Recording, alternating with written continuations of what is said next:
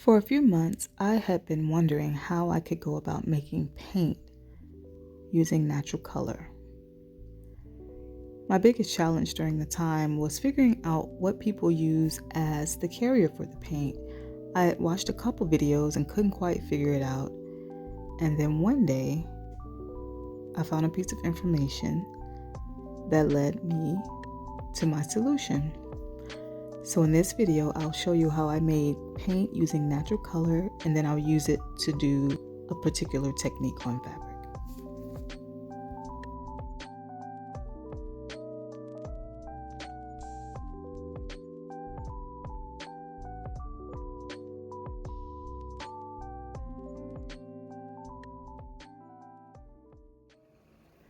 Even though I personally don't paint a lot, paint is in very high demand in my household. I have 3 children and they all enjoy painting. So we do use a lot of paint. When I started on this quest to figure out how to make paint, it was really a mystery to me. I'm like, what are people using as the binder? What are they mixing the color with? I had seen people doing videos where they're making paint using natural color, but it's almost like in every video I saw, nobody was saying it. So in these first sections, you'll see me trying different starches that I had in the house to try to make paint, because I did read that somewhere that you can use cornstarch. And then I figured, hey, maybe you can use potato starch. And then I eventually use some arrowroot powder that I had. But the issue that I was finding with all of these is that it was more so making clumps on the fabric when it dried. Maybe I didn't get the consistency correct, but my children are always using cornstarch to make oobleck, something they play with. So even before I started, I was like, I wasn't sure that that was going to work, even though I had read that that could be used, that cornstarch could be used, but I couldn't quite get it to work. And so you'll see me trying that here and testing it out on fabric to see what will happen.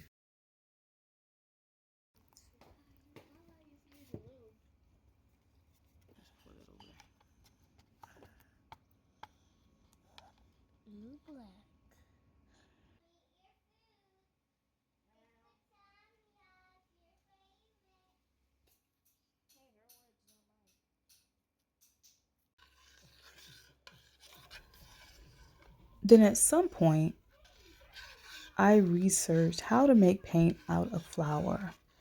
And for those of you watching this who have made paint and know this information, this may seem really basic to you, but I just did not know that I could use flour and water and a little bit of salt to make a binder for paint. So that's what I'm doing here. It was on a blog written by a mom for a kids activity, how they make paint, how she makes paint for her children. And it was just so simple. So right here, I'm just mixing it up. And I do believe it was 1 cup of flour. No, I'm sorry, half a cup of flour and 1 cup of water and just a dash of salt, and just get it to the right consistency.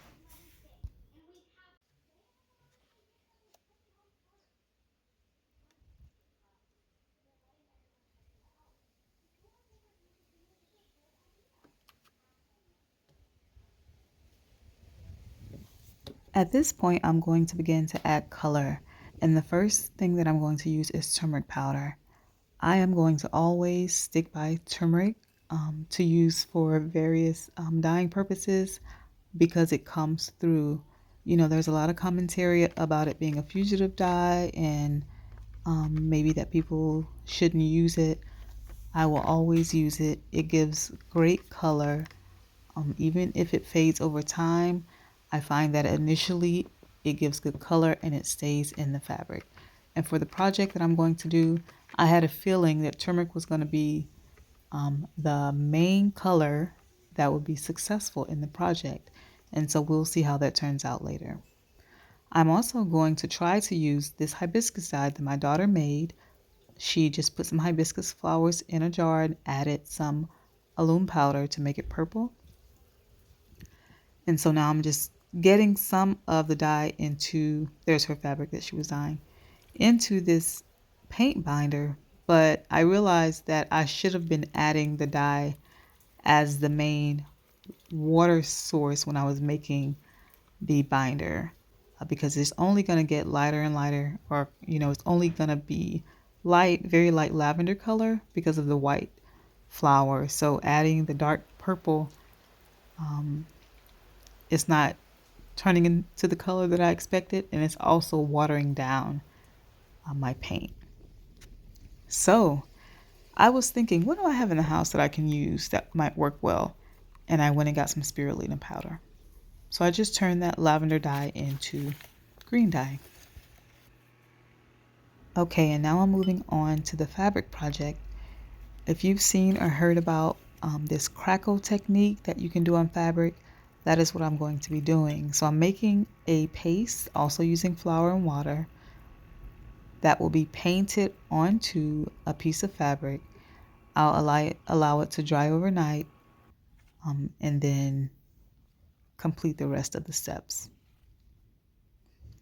This is a piece of fabric that I had previously dyed with turmeric. The color pretty much faded away, so I'm just going to go ahead and use this again to do it.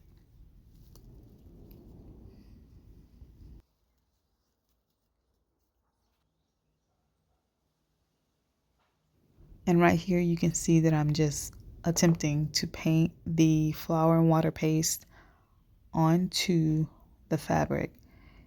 In terms of measurements, I pretty much eyeballed it. I probably started with 1 cup of flour and maybe 1/4 cup of water, and just adjusted as I went until I felt that it was making a good consistency in terms of a paste that I could paint on.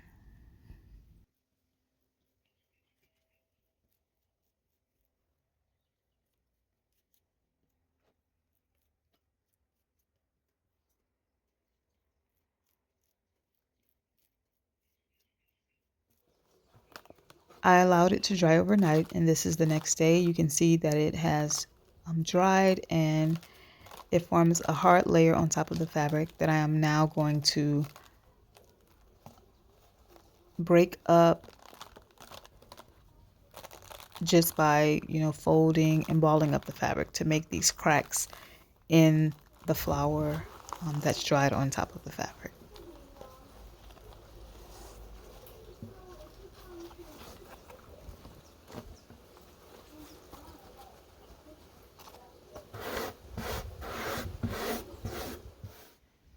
Now that I've created the cracks, I am going to go ahead and begin painting. And the purpose is to apply paint to the top layer of dried flour, and the color will go into the cracks that have been created by balling up the fabric and folding it in various ways. So this is that step. Just painting back and forth, making sure that I get enough paint onto the fabric so that it can create the crackle effect. In terms of this spirulina powder, I use it in my green smoothies. I don't know about its use as a natural dye for fabric. I know that it's used in foods as a natural color, and that works. But I've never tried using it as a natural dye. I only consume it in my smoothies. So it's a really nice color. So I was curious to see how it would do as paint.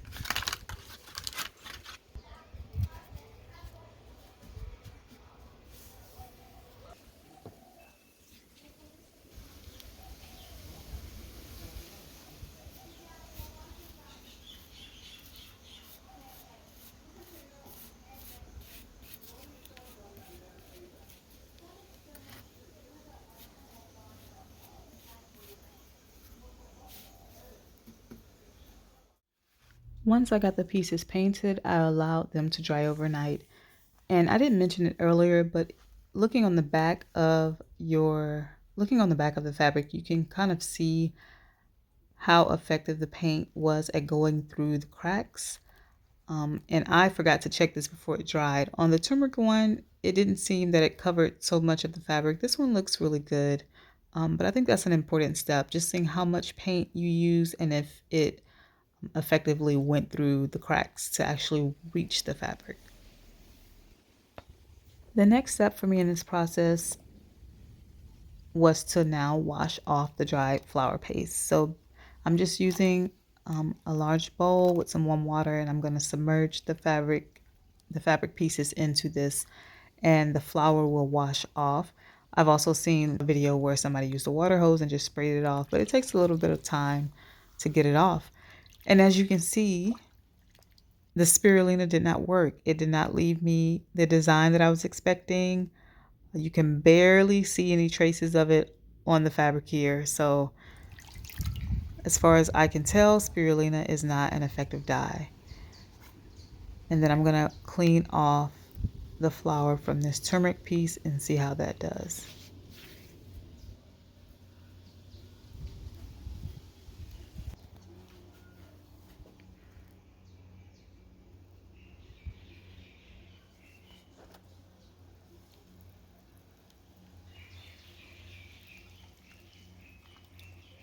And as I was hoping and expecting, the turmeric is leaving a design on the fabric.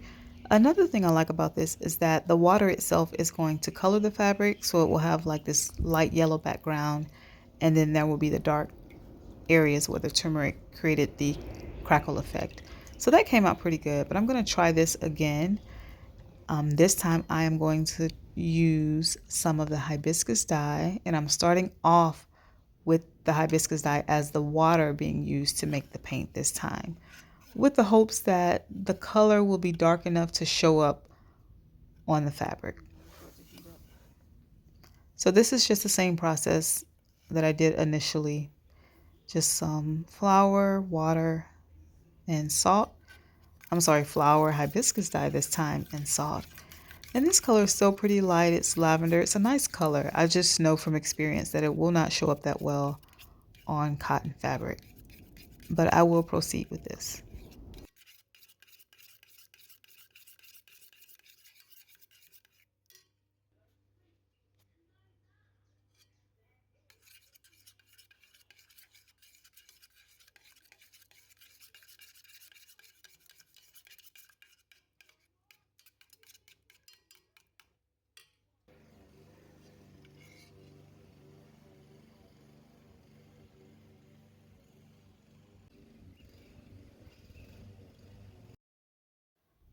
After I made the paint, after I made the hibiscus paint, I took a break and did some painting with my youngest daughter.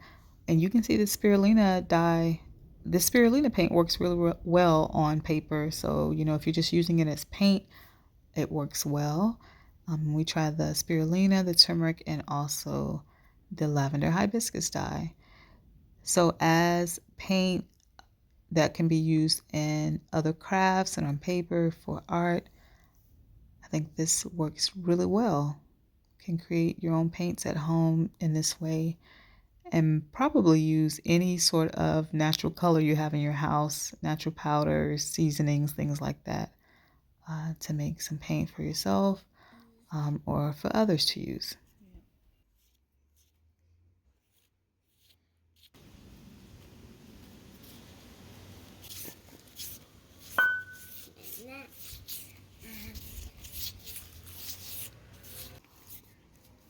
What are you making?